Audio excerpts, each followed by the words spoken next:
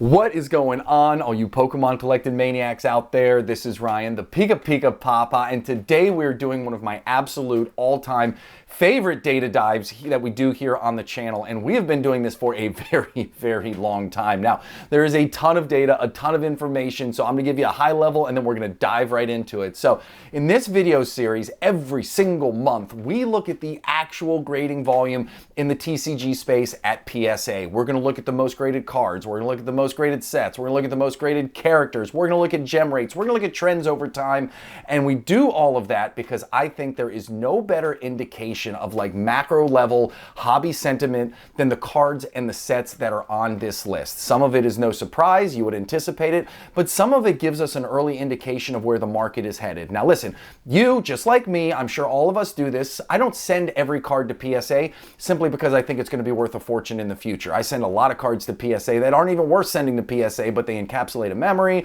or you know, my kids really want me to send them through. But for the most part, for a card or a set to be on this, it's because people are investing in them. People think that by sending them to PSA, they're going to be worth more money either now or in the future. And so this is a great indicator and a great view of what's going on at that level of the hobby. So my favorite thing to do is to start with the most graded cards, because this is it, man. These are the cards that were graded the most last month. And one thing I do want to call out before we talk about that is these cards are actually graded. So what you will notice is there's a lot of Terrestrial Festival cards on here, and there's no Prismatic Evolution. So you might be scratching your head going, well, how come there's no Prismatic Evolutions on here? Well, it's because there's a ton of Prismatic Evolution cards that have been submitted, but until they flick to graded, they don't show up in this report. So just understand these have to be graded. But the biggest thing is, listen, in January, we had 2 different Terrestrial Festival cards on here. Last month, we had 8 of the 10 were Terrestrial Festival cards, and 2 of them fell off. But listen, 6 of the 10 are still on here, so obviously still a ton of interest in that Terrestrial Festival space. I mean, you think about it, it is just almost top to bottom all over the place. Now, the other thing that I think is really cool is even with all of this Prismatic Evolution and Terrestrial Festival love that's going on, the 151 Sunzard and the Pikachu with Gray Felt Hat remain on this list. Those 2 cards have been on this list. I should have looked it up before I shot this. Those 2 cards have been on this list for no less than a year consecutively. And I can't tell you the amount of hobby interest that has to be present for these cards to be in the top 10 most graded cards at PSA every single month for a year. It's just absolutely out of this world. Now, one of the nice things about that 151 Sunzard is you might be thinking, man, there's just going to be so many of these that are graded. Like, it is going to put a ton of pressure on that card. Well, if you look at it, you're right. There's been 43,200 of them that have actually been sent to PSA and have been graded. But the good news is the PSA 10s are going to retain their value because the gem rate's so incredibly low. I think this has like a 32% gem rate. So if you think about that, out of the 43,000+ that have been sent to PSA for grading, only 32% of them actually end up in a PSA 10 holder. So there's going to be tons of 9s out there, but those 10s are still going to have a very high price tag associated with them. And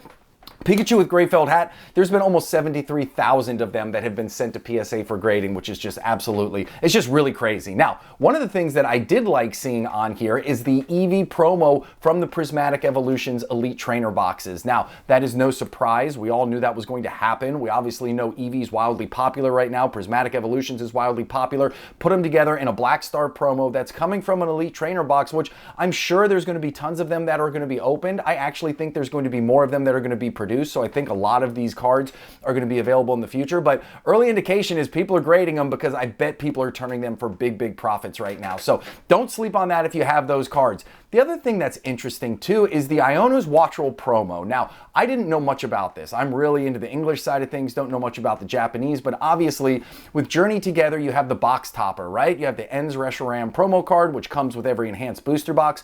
Well, over in Japan, you are able to get this Iono's Watchroll promo card if you purchase the booster box. I think it was only a certain period of time, but obviously, they gave away a lot of them because that ended up being one of the top 10 singles here in the most graded space at PSA. Now, the other thing that I like to say is it gets a little boring, right? When all of the top graded singles are all Evolutions from Terrestrial Festival, that can get boring. But the good thing is we have a lot more to talk about, a lot more things, and a lot more cool data to get after. So if you enjoy this type of deep data dive and you have fun along the way and you find value, hit that subscribe button or give us a thumbs up. As I said, we've been doing this for a long time, no sign of slowing down, and I think it's a really cool beautiful view. So with the most graded cards out of the way, we're going to look at the most graded sets. And now is where we can kind of pull back and take a much bigger step and see where all of the interest is. So Terastal obviously stays number one, and then 151, again, it just refuses to go away. The English 151 comes in as the second most graded set, and the Japanese one comes in as the fifth most graded set.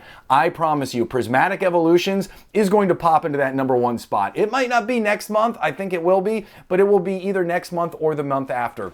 The amount of volume that they are going to see from Prismatic Evolutions is going to be through the roof because all of the cards are so expensive. People love getting expensive cards graded, so Prismatic Evolutions, guarantee you, is going to be up here. The other thing that I thought was a really interesting and a really, I don't know, kind of cool takeaway is look at Crown Zenith. Crown Zenith, I mean, that was the very last set from the Sword and Shield era. Here we are, Destined Rivals, although it's an abbreviated era. Destined Rivals is going to be the final booster box set from the Scarlet and Violet era, and we still have the final set from the Sword and Shield era, Crown Zenith, which is popping up on here. There's been almost 340,000 different Crown Zenith cards graded, which is, I mean, that's a huge number. And it's got awesome artwork all across that set. So it doesn't surprise me, but it's just nice to see people are still interested in Crown Zenith this farther down the road. Now, Stellar Crown, Stellar Crown fell quite a bit, and that was a set where, you got the Squirtle at the very top, you got the Bulbasaur there at the very top, but outside of that, I don't think there's a whole lot of excitement, but it still holds on to the number 10 spot. You got Obsidian Flames, one spot up above that. Obviously, I think the Charizards are driving a lot of that grading volume there. You got 2023, 2024 Black Star promo cards that are in there, but I do enjoy seeing Surging Sparks coming in at number 3. Surging Sparks is a set that I am very bullish on. You got the Latias, you got the Latios, you got all kinds of Pikachu cards in there, you got the Milotic there at the very top, you got the Hydreigon card. Like, there's a lot to love about Surging Sparks, and I think in all of this journey together in Destined Rival and Prismatic Evolution madness that's going on, I think Surging Sparks is getting overlooked just a little bit for how great that set is and how great I think it's going to be further into the future. But obviously a lot of people love the cards if that set's coming in as the number 3 most graded set. Now, the next thing we talk about is the most graded subjects, and to be honest with you, this doesn't change very often, so when it does, we have to call it out. Charizard is almost always number 1. However, when we knew Surging Sparks was coming out, when we knew it was a Pikachu heavy set, we said, Pikachu, this could be your moment. This could be your time to shine and take number 1. And sure enough, Pikachu has. Last month was number 1, holds the top spot again, but even with all of that momentum, look at the gap. I mean, there was 55,400 Pikachu cards graded last month versus 53,600 Charizards. I got a feeling next month, Charizard is going to retake the spot, but at least Pikachu had a little bit of time in the sun. Now, the list has changed just a bit because of Terrestrial Festivals and Prismatic Evolutions. We don't traditionally see quite so many evolutions on here. Some of the cards that have fallen off, Squirtle is traditionally on here, and it's fallen off. Gengar is usually on here, my favorite, and he's fallen off. But you see, Umbreon dropped down to number 4, not a big deal, but you got Eevee popped up to number 3, so they switched. Then you got Sylveon, you got Espeon, you got Leafeon, you got Glaceon. Again, those are the ones you don't traditionally see on this list, but because of all of the excitement around those sets, because everybody's getting them graded at a feverish pitch, you see them on here. And the other thing too, if you've been watching this, you know that there was a while ago, at this point it must have been a year ago, where we used to have One Piece cards on here. When you see the most graded subjects for TCG, and this just speaks to the power, the popularity, like the dominance of Pokemon, like this includes all TCGs. This includes Magic, One Piece, Yu-Gi-Oh, like you name it. Any TCG, Lorcana even, like any of them are eligible to be on this list, but because Pokemon just outshines all of the other ones in terms of popularity and volume, Pokemon's the only one that we see on here, and it's the only one we've seen on here for a while now at this point. So the next thing we talk about is the cards graded at PSA by month. And again, this is specifically for TCG cards. And this graph, just look at what has happened over the last 2 months. Back-to-back record TCG grading months, and it's not even close. If you look back into that little 2023 block, you see where it popped off to 514, 532, 576. The reason it popped off is because that was when PSA opened a grading center directly in Japan. Back before that, people had to ship the cards from Japan to California, so there was this huge pent-up Japanese grading volume, which was fulfilled when that center was open. So we saw that spike, and then we saw it start to come back down once it worked through all that demand. But my gosh, really, ever since May of 2024 till now, TCG grading volume at PSA has been on an unbelievable tear. It is just, it's so hard to try and wrap our heads around how much this grading volume is. I thought this was a fantastic way to conceptualize it. And I shared this last month because last month it was very, very similar. So at PSA, the biggest grading company in the world, love them, hate them, whatever you want to say about them, they are the top dog. Last month in March, they graded 1.47 million total items. That's items graded. That's everything. Baseball, basketball, football, cricket, hockey, soccer, whatever, you name it, 1.47 million total items. Out of that 1.47 million, 789,000, 53.67% came from TCG and non-sports cards. In a minute, we'll look at just the TCG space, but I'm telling you, guess what? The TCG space is like 99% of that 789,000. It is incredible, and that is why I am so bullish on this space. I mean, again, just think about that. Out of everything that could possibly be sent to PSA for grading, including cards and stubs and autographs and all of that, 53.67% came from the TCG and non-sports space. It's just absolutely mind-blowing and incredible to try and think about that kind of volume. Now, this is a great way. This is a graphical representation of what I've been talking about really over the last couple years. As you can see, this is over 2 years worth of charting this. And what this represents is I've always had this theory. I thought that Pokemon in particular in the TCG space was going to become more popular in the long run than what I consider the ball sports here in America, baseball, basketball, football. And those sports are very much global. Like they are as international as anything else. Not quite as much as soccer, but baseball, basketball, football certainly are global at this point. So when you think about that, when I combine the grading volume for baseball, basketball, and football, I've been pairing it up against TCG. So you can see the orange line represents TCG grading volume over months. And you can see the blue line represents the TCG Pokemon space, and the orange line represents ball sports. And you can see when I first started doing this, they were neck and neck. It was like a heavyweight title fight, blue and orange going back and back, trading blows. But then ball sports, that bright orange line, really separated from Pokemon and TCG. I mean, ball sports was in the lead for quite a while, and I started to scratch my head and thought, man, maybe I was wrong. Maybe it's cyclical. Maybe it's just, not a time for great TCG sets. Maybe there's all kinds of excitement around new rookies in the ball sport, but I'm super into sports, so I knew it wasn't that either.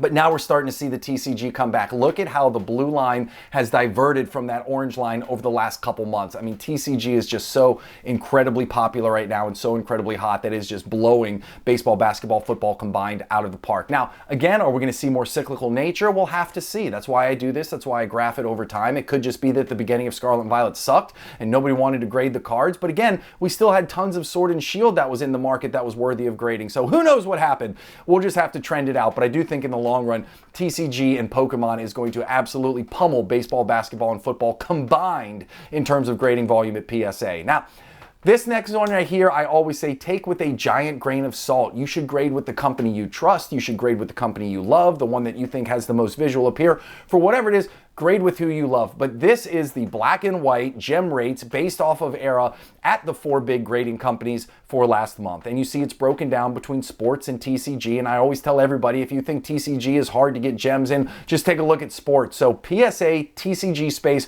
for the 2020s, the ultra modern space, had an average gem rate of 57.7%. But I do want to say, if you are an English collector, which I am, you got to take that with a grain of salt, because the #1 set and all of the #1 cards were Terrestrial Festivals. And we all know Japanese cards have an incredibly high print quality, which leads to incredibly high gem rates. So that's pushing that number up. So if you are just into English cards in the PSA space, your gem rate is going to be much lower than 57.7% on average. And then, of course, you got Beckett. Beckett's kind of, I hate to say it because I love Beckett. I have such fond memories of Beckett running to the mailbox to get my Beckett magazine, to check those little black up and down arrows. The internet didn't even exist back then, to see how my card prices moved. But Beckett is kind of a dying breed in terms of grading volume. We've watched their grading volume just decline over the last 2 years, month over month. It makes me sad, but it actually is what it is. But people still chase black labels, which is why you see the gem rate so high. People traditionally send the best of the best to Beckett in hopes of the black label, which leads to higher gem rates.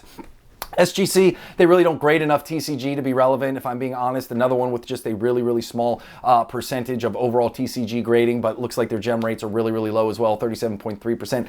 And CGC is one that I have been keeping an eye on because they do grade a lot of Pokemon cards. They grade a lot of TCG cards. Their gem rate is incredibly high at 66.5%, and it has been increasing over the last 4 or 5 months. It seems like it's kind of leveling off at 67%, and I'm not saying they're doing anything nefarious or wrong, but I do know that they have a partnership with a big mystery group or something like that, and it has been very interesting to watch their gem rate, which used to be more in line with like a PSA, just continually increase, and now it's all the way, I mean, it's getting near 70%, which is crazy. I can't imagine 70% of all the cards being sent to CGC are that much better than what are being sent to PSA, but who knows? I'm not saying anything nefarious, I just thought it was worth calling out. And then the final slide that we talk about, this is just all grading. This is overall grading. These are cards and items that are being sent in because I say it all the time. Even though I do the comparison of ball sports to Pokemon and TCG, even though, I talk a little bit of smack about Pokemon becoming the biggest, card collectible in the world versus all of those other ones, like at the end of the day, I truly believe, and I feel this with every fiber of my being, we are all better when the collectible space as a whole is doing well. And this is a fantastic trend line graph of overall grading volume going up over time. Again, grading isn't the end-all be-all, but it does give me warm fuzzies that people are viewing this truly as a long-term collectible, as a long-term investment, that people are taking it seriously, because grading's not cheap and it's not easy, and sometimes it's really, really frustrating, right? But listen, if people are still willing to do that, then again, I just think it speaks volume for the overall long-term outlook for this hobby and just for all of the other hobbies in the grading space as well. So I hope you enjoyed this video. I know it's a ton of data, it can get a little dry. I try and make it as fun as I can, but I think it's super important, super impactful, and if you made it to the end, you're an absolute freaking rock star, and I appreciate you more than I can say. I hope you have an awesome rest of your day, and I will talk to you soon. Thanks, everybody. See you. Bye.